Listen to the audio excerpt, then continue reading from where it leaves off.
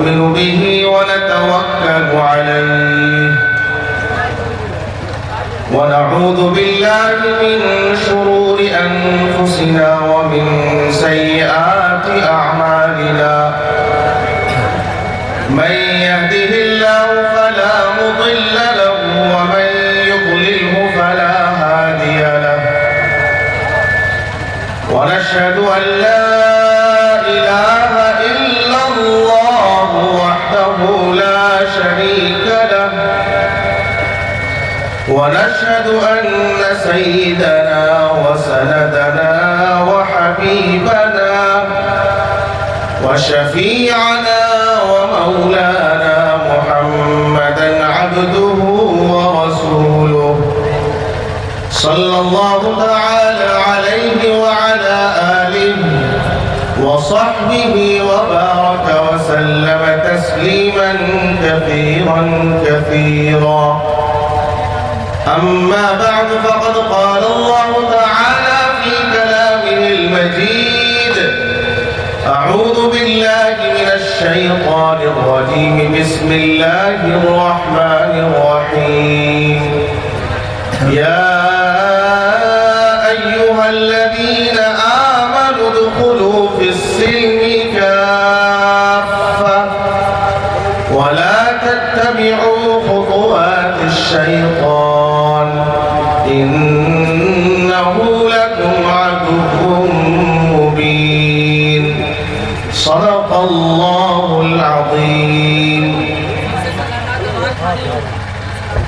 Stage پر تشریف فرما موقر علماء کرام، حاضرین مجلس، بزرگوں، دوستوں، بھائیوں، میری گزارش ہوگی کہ پیچھے جو لوگ بیٹھے ہیں اگر اٹھ سکتے ہیں تو آگے آ جائیے، کھڑے ہو جائیے، اٹھیے، آگے تشریف لائیے. اگر بیٹھنا ہے تو آگے آ کر بیٹھیں،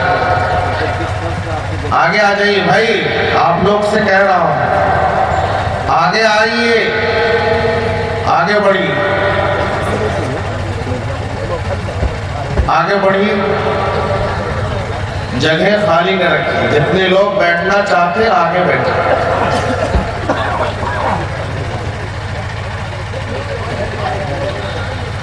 پہلی بات جو سمجھنی ہے ہمیں، میں امارت شریعہ پھلواری شریف پٹنہ کا خادم ہوں اور دارالعلوم الاسلامیہ امارت شریعہ پھلواری شریف پٹنہ کا استاد ہوں. اس پلیٹ فارم سے ملک اور خاص طور پر بہار، اڑیسہ، مغربی بنگال، جھارکھنڈ کے علاقوں میں جانا ہوتا ہے. یہ میرا احساس ہے. اور ہم لوگ تو وہ لوگ ہیں، ابھی میں وفد کے دورے ہی میں چل رہا ہوں 4 فروری سے. ہمارا حال تو یہ ہے کہ 3 آدمی اگر بیٹھا رہے گا تو پوری بات کریں گے، پوری بات کریں گے جتنی بات ہمیں پورے مجمع کو کرنی ہوتی. لیکن میرا احساس یہ، اس بات کو سمجھیے کہ جتنی تقریریں بڑھ گئی ہیں، جتنے جلسے بڑھ گئے ہیں، ہماری آبادی میں بے دینی، بے راہ روی اتنی ہی بڑھی ہوئی ہے. بات تلخ ہوگی لیکن سننا پڑے گا. جن کو نہیں سننا تھا تو ماشاءاللہ وہ تو بچ گئے، لیکن آپ لوگ پھنس گئے ہیں تو سننا پڑے گا. سنیے، حال یہ ہے ہمارا کہ ہمیں پتہ نہیں ہے کہ ہم دین کے جلسوں میں کس مقصد سے آتے ہیں. کیا مقصد ہے؟ عصر سے لے کر رات کے آخری پہر تک تقریریں ہیں، نظمیں ہیں، نعتیں ہیں. سننے والے کا مقصد ہی کلیئر نہیں ہے، واضح نہیں کہ ہم کو کیوں جانا ہے. اس لیے جو لوگ سن رہے ہیں، سب سے پہلے تو ہم لوگ مقصد طے کر لیں کہ جو میں بول رہا ہوں، جو آپ سن رہے ہیں، اب تک جتنی باتیں کہی گئی اور کہی جائیں گی انشاءاللہ ہم سب لوگ اس پر عمل کریں گے انشاءاللہ۔ جزاکم اللہ۔ ورنہ انشاءاللہ بھی نہیں نکلتا آپ مسلمان سے کہ کہیں صحیح وقت پر انشاءاللہ نکلا تو ہو سکتا ہے کہ قبول ہو جائے۔ اس لیے مقصد طے کیجئے، اپنے وقتوں کو برباد نہ کیجئے کانوں کی عیاشی کے لیے مسلمانوں، مزہ لینے کے لیے دین کی مجلس کو تباہ نہ کیجئے۔ قوم کے پیسے لگے ہوتے ہیں اس میں جو گاڑی کمائی کے پیسے ہیں۔ پہلی بات مقصد طے کر لیا ہم نے کہ جو بات اب تک کہی گئی اور کہی جائے گی آئندہ انشاءاللہ ہم سب اس پر عمل کریں گے۔ دوسری بات کو یاد رکھنے کے لیے ہمیں سننا ہے، اس لیے نہیں کہ ان سے پہلے والے بہت اچھی تقریر کیے اور ان میں اتنا دم نہیں تھا اس لیے کوئی سنا نہیں۔ دم رہے نہ رہے لیکن جن کی بات سنائی جا رہی ہے اس کے اندر وہ پاور ہے جو دنیا کی کسی طاقت میں وہ پاور نہیں ہے، اس لیے کہ زبان میری ہے، بات اور کلام رب العالمین کا ہے۔ بات تو حضور کی ہے۔ مسلمانوں ہوش میں آئیے، میں جلسوں کا آدمی نہیں ہوں، آج میں پھنس گیا ہوں، صحیح بات تو یہی ہے۔ اللہ رحم فرمائے، دین کی مجلس کو ہم نے کیا بنایا؟ میں نے کہا رب العالمین کی بات میں سنا رہا ہوں، اللہ کا کلام ہے جس کو ہم قرآن کریم قرآن شریف کہتے ہیں، وہ اللہ کا کلام ہے۔ کلام کا مطلب اللہ کی بات ہے، اللہ کی گفتگو ہے۔ اس کو بھی اور نیچے اتر کے سمجھیے، پورا قرآن اللہ کی بات ہے۔ قرآن کریم اللہ کی وہ کتاب ہے جس کو کتاب اللہ ہونے کے ساتھ ساتھ کلام اللہ ہونے کا شرف حاصل ہے۔ یہ بھی ذرا بھاری لفظ استعمال ہو گیا، علماء تو سمجھ لیں گے لیکن سب لوگ نہیں سمجھ پائیں گے۔ اللہ کی بات ہے، جیسے ایک استاد شاگرد سے بات کرتا ہے، ایک اسٹوڈنٹ اپنے ٹیچر سے بات کرتا ہے، ایک باپ اپنے بیٹے سے بات کرتا ہے، ایک دوست اپنے دوست سے بات کرتا ہے۔ قرآن کریم بھی کبھی ایمان والوں سے خطاب کرتا ہے، قرآن کریم کبھی کافروں کا تذکرہ کرتا ہے، کبھی اللہ مشرکوں کا تذکرہ کرتا ہے، کبھی اللہ یہودیوں کا تذکرہ کرتا ہے، کبھی اللہ نصرانیوں کا تذکرہ کرتا ہے، کبھی اللہ جنت کی نعمتوں کا تذکرہ کرتا ہے، کبھی اللہ تعالی جہنم کے عذاب کا تذکرہ کرتا ہے، کبھی آخرت کا تذکرہ کرتا ہے، کبھی پچھلی قوموں کے ہلاک ہونے کا تذکرہ کرتا ہے۔ یہ سارا کا سارا کلام الہی ہے، اللہ کی بات ہے۔ اسی کلام الہی میں اللہ رب العزت نے دینی مجلس کا ادب اور سلیقہ بیان کیا۔ اللہ تعالیٰ فرماتا ہے وَإِذَا قُرِئَ الْقُرْآنُ فَاسْتَمِعُوا لَهُ وَأَنصِتُوا لَعَلَّكُمْ تُرْحَمُونَ۔ اے وہ لوگو جو دین کے نام پر جمع ہو، دین کی مجلس کے نام پر جمع ہو، دستار بندی کے اجلاس میں جمع ہو، اے وہ لوگو جب قرآن پڑھا جائے، قرآن کی تلاوت کی جائے، قرآن کا حکم سنایا جائے، اللہ کے رسول کی بات سنائی جائے، شریعت کا پیغام سنایا جائے، تو دو چیزیں لازم ہیں اس مجلس میں بیٹھنے والے سننے والے ہر شخص کے لیے۔ دو ادب، دو مجلس کا سلیقہ وہ یہ ہے، اللہ کہتا ہے فَاسْتَمِعُوا لَهُ، انتہائی غور سے سنو، کان لگا کر سنو۔ اور دینی مجلس کا دوسرا ادب، دوسرا سلیقہ اللہ اپنے کلام میں فرماتا ہے وَأَنصِتُوا، خاموش رہو۔ اور کہا جو لوگ ان دو ادب کو، دو سلیقے کو ملحوظ رکھیں گے، دونوں کا فائدہ یہ ہوگا لعلکم ترحمون کہ تم پر اللہ کی رحمت متوجہ ہو۔ لیکن جہاں ناچ کا انداز اختیار کیا جائے گا، ہو ہا کیا جائے گا، اللہ کی قسم احکم الحاکمین کی بات کو اپنے دل میں جگہ دیجئے۔ دین کی مجلس ہو، ذکر خدا ہو، ذکر رسول ہو، ذکر مصطفیٰ ہو، اللہ کے کلام کا ذکر ہو اور ہوا ہو، ہم ایسی مجلس کو بے ادبی سے تعبیر کرتے ہیں اور اپنا لہجہ، اپنا رخ ایسا بناتے ہیں کہ میرے جیسے ایک کم علم کو کبھی یہ خطرہ ہوتا ہے کہ ایسا نہ ہو کہ ذکر خدا اور ذکر مصطفیٰ اور ذکر رب العالمین کی توہین ہو جائے اور ہمارے دل سے ایمان نکل جائے۔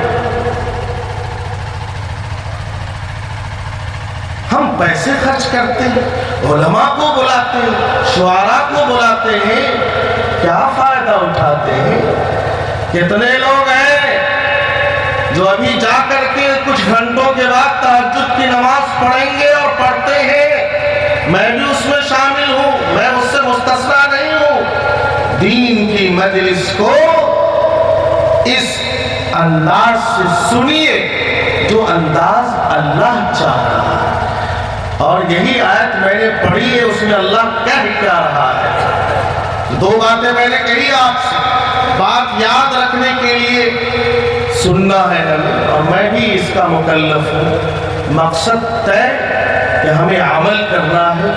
دوسری بات، دینی مجلس جہاں منعقد ہو ارادہ کر کے وہاں جائیے، اور جانے کے بعد پھر اس مجلس کا ادب اور سلیقہ ملحوظ رکھیے، تب رحمت الہی متوجہ ہوگی۔ ہوا کرنے سے اللہ کا کلام بتلا رہا ہے کہ مجلس کی برکت سے، مجلس کی رحمت سے وہ محروم ہو جائے گا۔ تیسری بات اور آخری بات، قرآن کریم کی آیت میں نے پڑھی، میں نے کہا قرآن اللہ کا کلام ہے، اللہ کی بات ہے، اللہ خطاب کرتا ہے، یا ایھا الذین آمنوا، اے وہ لوگوں جو ایمان لائے، جو اللہ کی توحید کو مانتے ہو، جو رسول کی رسالت کا اقرار کرتے ہو، اے وہ لوگوں جو جنت پر، جہنم پر، پلصراط پر، قیامت پر، حساب و کتاب پر، حشر و نشر پر ایمان رکھتے ہو۔ اللہ ایسے لوگوں سے مخاطب ہے اور کہہ رہا ہے ادخلوا فی السلم کافۃ، پورے کے پورے اسلام میں داخل ہو جاؤ۔ اب اس سے یہ سمجھنا ہے مختصراً کہ پورا اسلام ہے کیا۔ اس سے پہلے بھی ایک بات سمجھنی ہے کہ ہم لوگ اپنے آپ کو مسلم کہتے ہیں، مسلم کا معنی کیا ہے؟ اسی کو اردو میں کہہ دیا گیا مسلمان، لیکن مسلم کسے کہتے ہیں؟ مسلم کا سیدھا سادہ ترجمہ اپنے آپ کو جھکا دینے والا، فرما برداری کرنے والا، اطاعت کرنے والا، اور انگریزی لفظ بھی اگر استعمال کر دے تو سرنڈر کرنے والا، یہ ہے مسلم، اوبیڈینٹ، فرما بردار۔ اب یہ تعبیر کہاں سے نکلی ہے؟ بہت عجیب واقعے سے یہ مسلم والا لفظ نکلا ہے، اس کو سمجھیے۔ قرآن کریم میں وہ واقعہ مذکور ہے حضرت ابراہیم اور حضرت اسماعیل علیہ السلام کا۔ حضرت ابراہیم علیہ السلام کو 3 رات خواب میں اللہ تعالیٰ نے حکم دیا کہ آپ اپنے بڑھاپے کی اس عمر میں حضرت اسماعیل جو آپ کے بڑھاپے کا سہارا ہے، اس لخت جگر کو میری فرما برداری میں میرے سامنے اپنے آپ کو جھکاتے ہوئے آپ اس کو ذبح کیجئے، آپ قربان کیجئے۔ انی ارا فی المنام انی اذبحک فانظر ماذا تری۔ حضرت ابراہیم نے اللہ کے سامنے کوئی لوجک پیش نہیں کی کہ اے اللہ بڑھاپے کا سہارا ہے، کوئی دوسرا کام بتائیے، میں اس کام کو کر گزروں گا۔ بیٹے نے یہ لوجک، یہ عقل استعمال نہیں کی کہ اے والد محترم، میں آپ کے بڑھاپے کا سہارا ہوں، آپ اپنے खुदा से ये दुआ कर लीजिए कि मेरी कुर्बानी के अलावा कोई दूसरा हुक्म दे दे। लेकिन हजरत इब्राहिम, हजरत इस्माइल, ये दोनों मुस्लिम थे, फर्माबरदार थे, अल्लाह के सामने अपने जज्बात को, अपनी ख्वाहिशात को, अपने मफादात को कुर्बान करने वाले थे। जब दोनों तैयार हुए, बाप कुर्बान करने को तैयार, बेटा कुर्बान होने को तैयार है, और पहलू के बल हजरत इस्माइल को लटा दिया गया। वहां पर जो लफ्ज अल्लाह इस्तेमाल कर रहा है दोनों के लिए, अल्लाह ने कहा फलम्मा अस्लमा वतल्लहु लिलजबीन, जब पेशानी के बल, पहलू के बल हजरत इस्माइल लटा दिए गए, कुर्बानी के लिए तैयार है हजरत इब्राहिम, ऐसे मौके पर अल्लाह लफ्ज इस्लाम का इस्तेमाल कर रहा है। ये है इस्लाम, सर के बाल से लेकर पांव के नाखून तक अल्लाह के हुक्मों के आगे झुकाने वाला। अगर मुस्लिम है, अगर फर्माबरदार है, तो अल्लाह के कलाम का ये अदब है। अल्लाह कहता है दीन की मजलिस में रहो, फस्तमिउ लहू व अंसितू, गौर से सुनो और खामोश रहो। मेरे भाइयों, हम अपने अमल से, अपने किरदार से ये जाहिर करते हैं कि मेरा नाम मुसलमान है, मेरे ऊपर इस्लाम की कोई अलामत नहीं है। एक वाक़या सुनिए, हजरत मौलाना मोहम्मद अली जौहर, ये मौलाना नहीं है लेकिन अकाबिर उलमा के साथ रहते थे। हजरत शेखुल इस्लाम हजरत मौलाना सैयद हुसैन अहमद मदनी नव्वरल्लाहु मरक़दहु के साथियों में थे, जंग आज़ादी में शरीक है। अंग्रेज ने जेल बनवाई, जेल में काफिरों के लिए, मुशरिकों के लिए अलग जगह मुतय्यन की, मोमिनीन के लिए अलग जगह मुतय्यन की। जब मौलाना मोहम्मद अली जौहर को जेल में डालने का वक्त आया, उस अंग्रेज ने कहा तुम्हारी जगह काफिर की है, तुम काफिर और मुशरिक वाले जेल में रहोगे। मौलाना मोहम्मद अली जौहर ने कहा नहीं, मैं मुसलमान हूँ, अशहदु अल्ला इलाहा इल्लल्लाह व अशहदु अन्ना मुहम्मदर रसूलुल्लाह, कलमा पढ़ने वाला हूँ, अल्लाह की तौहीद पर, रसूल की रिसालत पर यकीन है, मैं मोमिन हूँ। उस अंग्रेज ने कहा नहीं नहीं, बहरहाल हुज्जत करके वो काफिर की जेल से हटकर मुसलमानों के साथ जेल में रखे गए। मौलाना मोहम्मद अली जौहर से हजरत शेखुल इस्लाम ने पूछा क्यों ताखीर हो गई, तुम पीछे रह गए? मौलाना मोहम्मद अली जौहर ने कहा अजीब वाकया पेश आया। उस अंग्रेज ने कहा कि तुम मुसलमान नहीं हो, तुम्हें काफिरों की जेल में रहना होगा, काफिरों के बैरक में रहना पड़ेगा, तुम मुसलमानों के जेल में नहीं रह सकते। मैं हुज्जत करके आया हूँ। शेखुल इस्लाम हजरत मदनी ने पूछा क्यों कहा तुमको उसने काफिर? हजरत मौलाना मोहम्मद अली जौहर ने अजीब जवाब दिया, कहा उस अंग्रेज ने कहा कि तुम्हारे चेहरे पे दाढ़ी नहीं है, जो मुसलमान होता है वो अपने चेहरे को मुस्तफा के चेहरे से मुनव्वर करता है, तुम्हारे चेहरे पर इस्लाम की कोई अलामत और शनाख्त नहीं है। तुम 1000 बार कलमा पढ़ो लेकिन इस्लाम नजर नहीं आ रहा है, इस्लाम की कोई अलामत, कोई शनाख्त नहीं है, इसलिए मैं तुम्हें काफिरों की जेल में रखूंगा। ये बात हो गई। अगली बात इंतहाई खतरनाक है।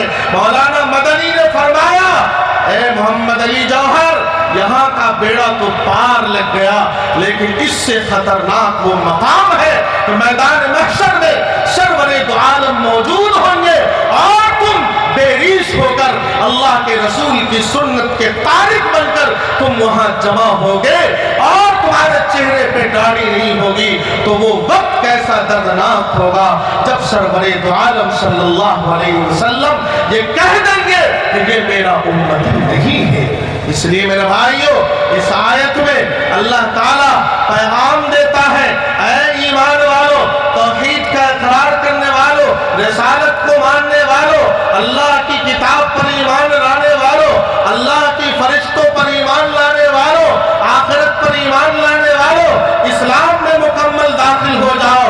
इस्लाम का माना फर्माबरदारी करना, मुस्लिम का माना मानने वाला, फर्माबरदारी करने वाला। मुसलमानों, 2-3 जुमले में सुन लीजिए। इस्लाम में मुकम्मल कब दाखिल होगा, उसके 5 शोबे किए गए। इस्लाम का पहला शोबा है अकीदे का, यानी हमारा अकीदा सही हो।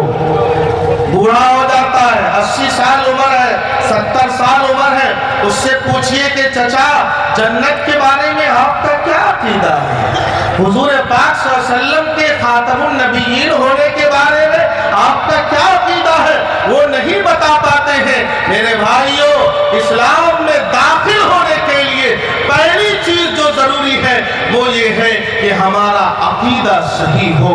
अकीदे में ये है कि अल्लाह की वहदानियत पर ईमान हो। इस कायनात का निजाम सिर्फ अल्लाह चलाता है। मौसमों में सर्दी पैदा करना, मौसमों में गर्मी पैदा करना, बारिशें बरसाना, जमीन से गल्ले निकालना और पत्तों पर रंग चढ़ाना, फलों में जायका पैदा करना। अगर खेत को सर्दी की जरूरत पड़ती है तो चांद की ठंडी रोशनी से उसको नवाजता है। अगर खेत को धूप की शिद्दत वाली गर्मी की जरूरत पड़ती है तो धूप की गर्मी अदा करता है। मोमिन का ये अकीदा होना जरूरी है कि अल्लाह ही इस निजाम को चलाने वाला है, वही मुदब्बिरुल अम्र है, वही खालिक व मालिक है, वही राज़िक है, वही रिज़्क़ देता है, वही शिफा देता है, वही मर्ज़ देता है, वही जिंदगी देता है, वही मौत देता है और वही क़यामत में हम सबसे हिसाब व किताब करने वाला है। ये चीजें मोमिन के अकीदे में होनी चाहिए। मुझे कहना यहाँ पर यह है कि ये मदरसों का निज़ाम, ये मस्जिदों का निज़ाम, ये खानकाहों का निज़ाम, ये दीनी इदारे, ये दीनी तंजीमें, ये सब के सब का मकसद एक है, वो ये कि मुसलमानों का अकीदा दुरुस्त हो। अल्लाह के बारे में, रसूलों के बारे में, किताबों के बारे में, फरिश्तों के बारे में जब तक अकीदा सही नहीं होगा, इस्लाम में वो शख्स दाखिल नहीं हो सकता है। मेरे भाइयों, 5 शोबे हैं इस्लाम के। सबसे पहला अकीदा है जन्नत के बारे में, जहन्नम के बारे में, पुरसिरात के बारे में, मीज़ान अदल के बारे में। बाज़ लोगों को नामे अमाल बाएं हाथ में, बाज़ों को दाएं हाथ में, कब्रों के अहवाल, अच्छों के लिए अच्छी हालत, बुरों के लिए बुरी हालत, इस तरीके से कुल 99 अकीदे हैं जो हर मुसलमान का 100% होना जरूरी है।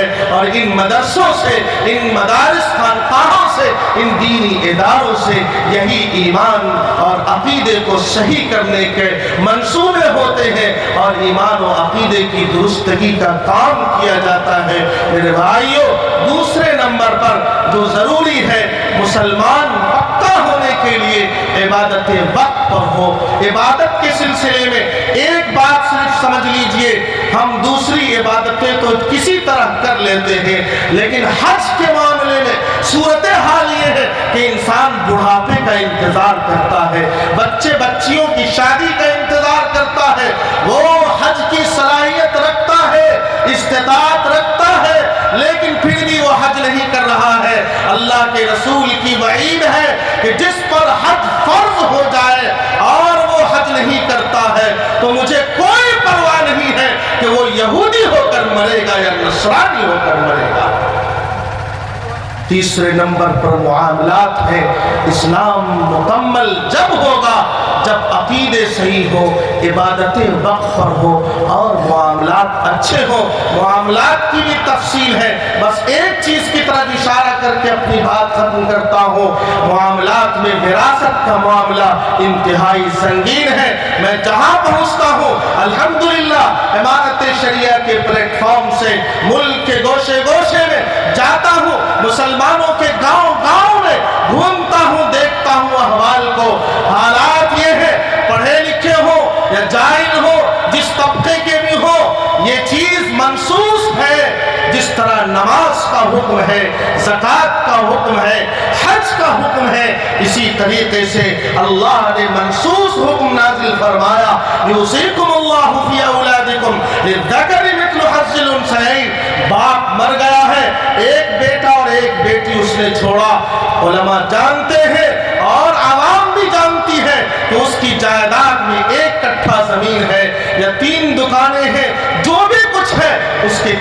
حصے کیے جائیں گے، 2 حصہ لڑکا کا ہوگا، 1 حصہ لڑکی کا ہوگا۔ صورتحال یہ ہے باپ مر جاتا ہے، مرتے ہی لڑکا اور لڑکی اپنے حصے کے مالک ہو جاتے ہیں، بلکہ مرض الوفات میں جب مر رہا ہے، ابھی روح پرواز نہیں ہوئی ہے، اس وقت ہی اس کی جائیداد کے 3 حصے ہو جاتے ہیں، 2 حصہ لڑکے کا، 1 حصہ لڑکی کا۔ لیکن سماج کی صورتحال یہ ہے کہ ہم اپنی بہنوں کو جائیداد میں حصہ نہیں دیتے ہیں۔ مسلمانوں اس کو سمجھ لیجئے، وہ حصہ اللہ کی طرف سے مقرر کیا ہوا ہے۔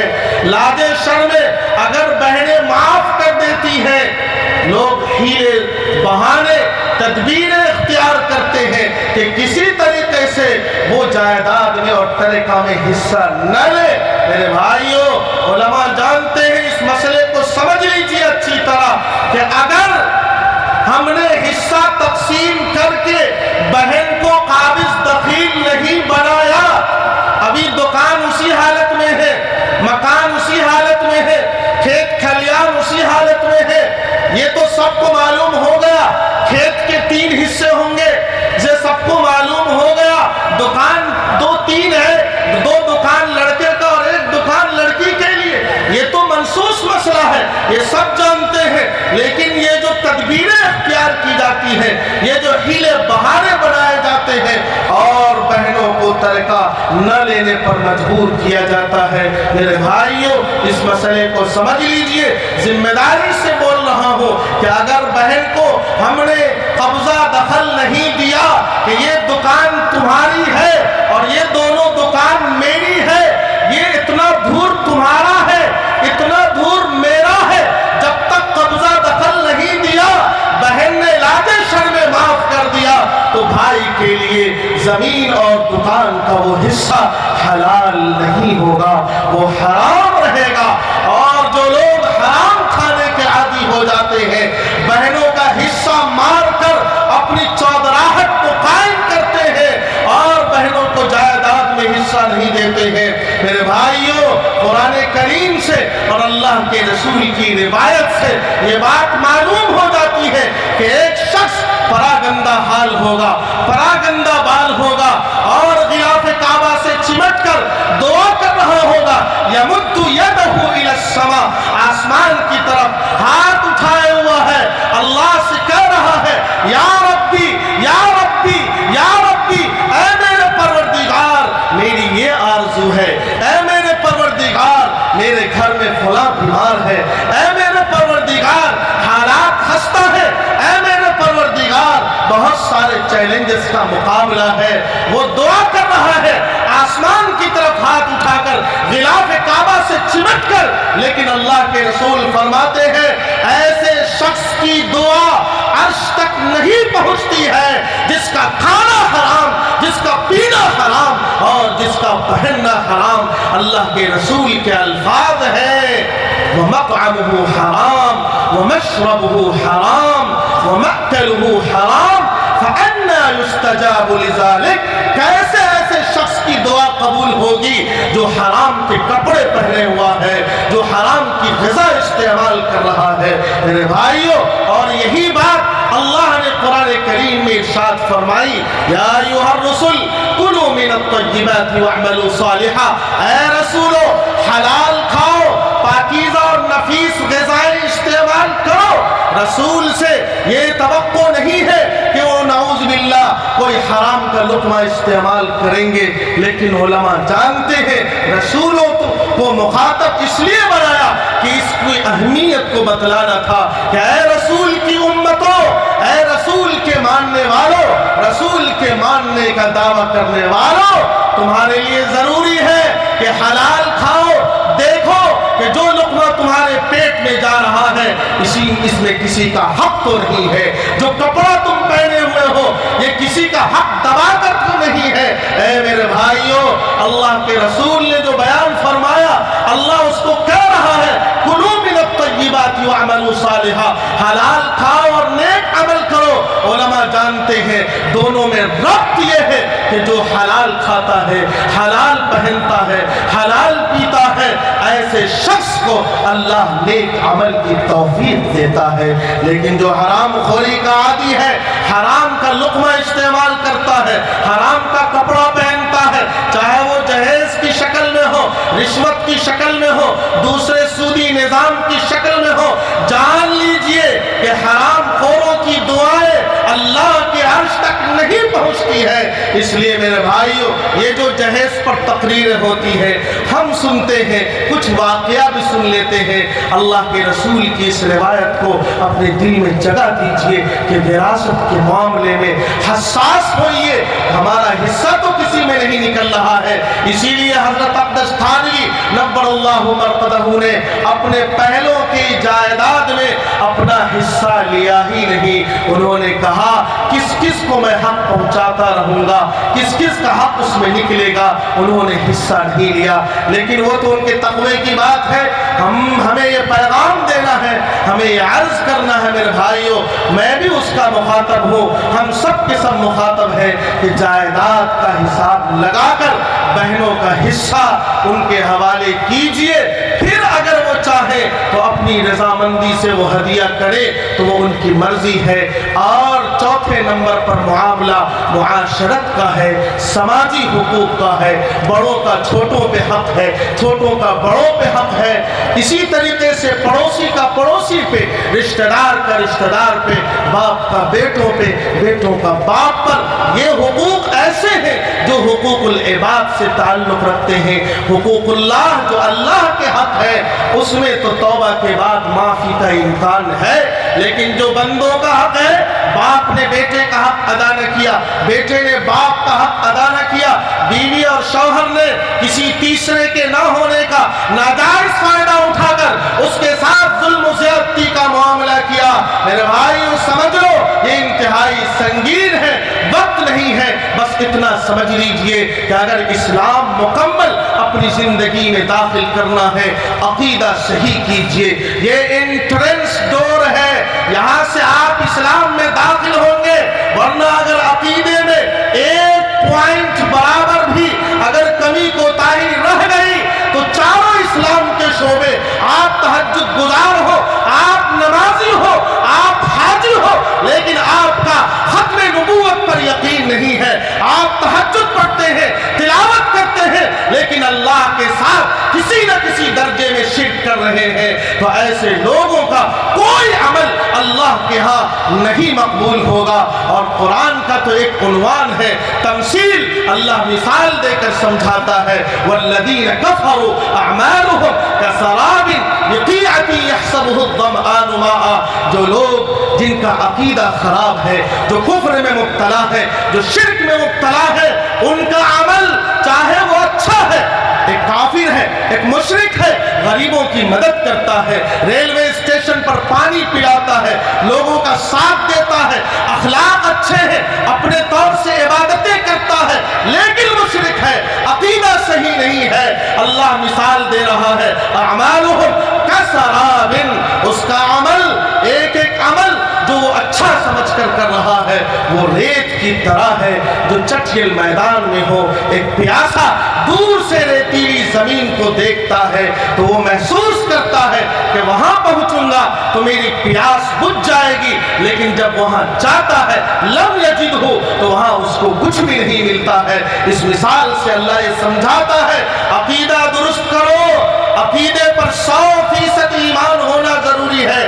عقیدہ ایمان کا وہ حصہ ہے کہ جیسے جسم کی زندگی کے لیے روح ضروری ہے، اگر روح مر جائے تو جسم چاہے جتنا حسین ہو اس کا کوئی اعتبار نہیں ہے۔ اس کو ایسے بھی سمجھیے 5 سبجیکٹ میں اس نے 4 سبجیکٹ میں 100 کے 100 نمبر لائے، لیکن 5ویں سبجیکٹ میں 40 نمبر پہ پاس تھا، اس کا 1 پوائنٹ کم رہ گیا، تو کوئی یہ نہیں کہے گا کہ اس سارے نمبر کا اعتبار کر کے اس کے پوائنٹ کو بڑھا دو اور اس کو پاس کرو، وہ فیل کہلائے گا۔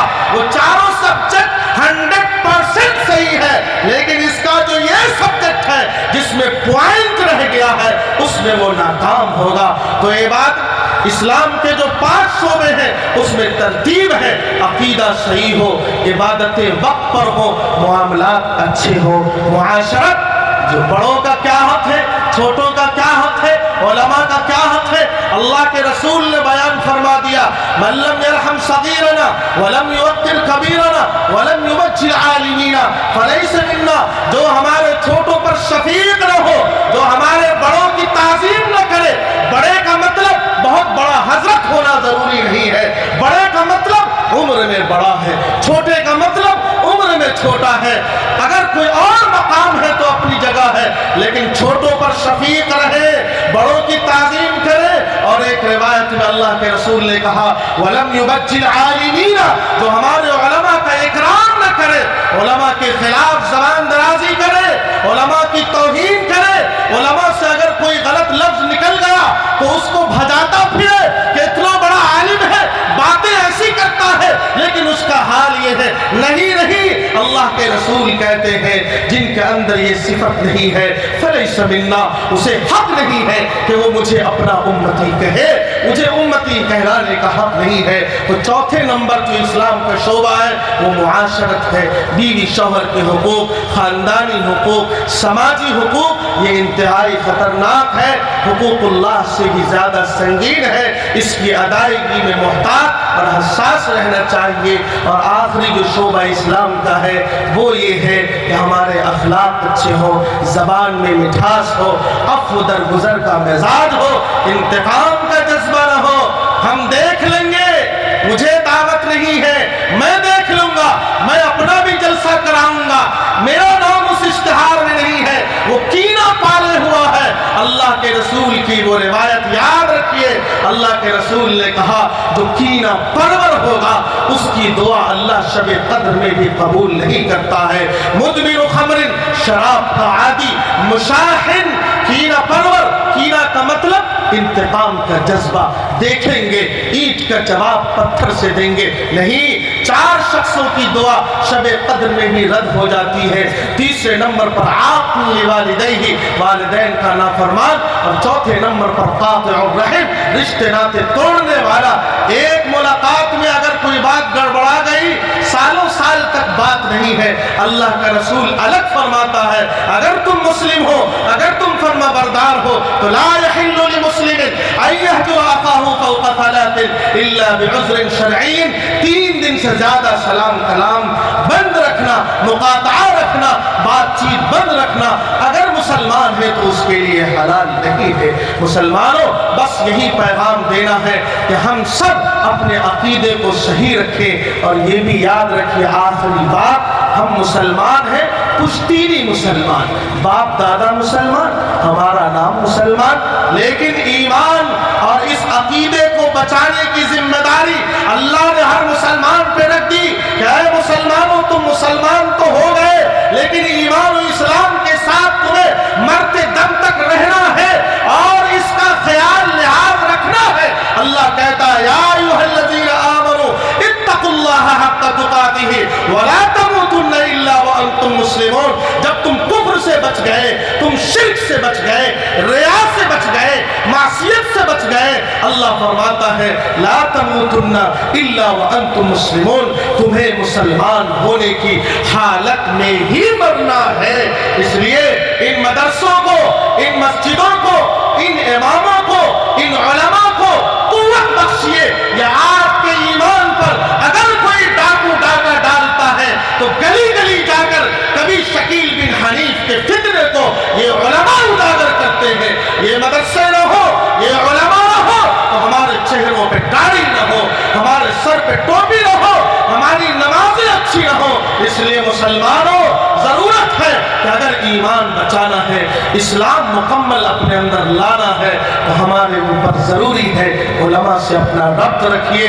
मसाजिद को, मदारिस को, जहां भी एक गांव में 4 मदरसे हो जाए कोई फर्क नहीं पड़ता है।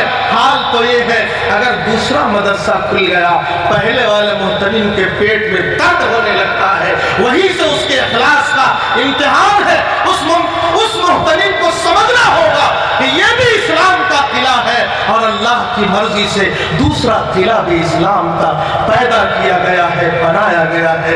अल्लाह ताला से दुआ करें कि अल्लाह ताला हम सबको मुकम्मल तौर पर मोमिन बनाकर مسلم بنا کر رکھے، زندگی کی آخری سانس تک ایمان و اسلام کے ساتھ رہے، اور جب آخری وقت آ جائے تو اللہ ہم سب کو خاتمہ بالخیر عطا کرے۔ اور یہ دعا اپنی زندگی میں داخل کر لیجئے، ربنا لا تزغ قلوبنا بعد اذ ہدیتنا وہب لنا من لدنک رحمہ۔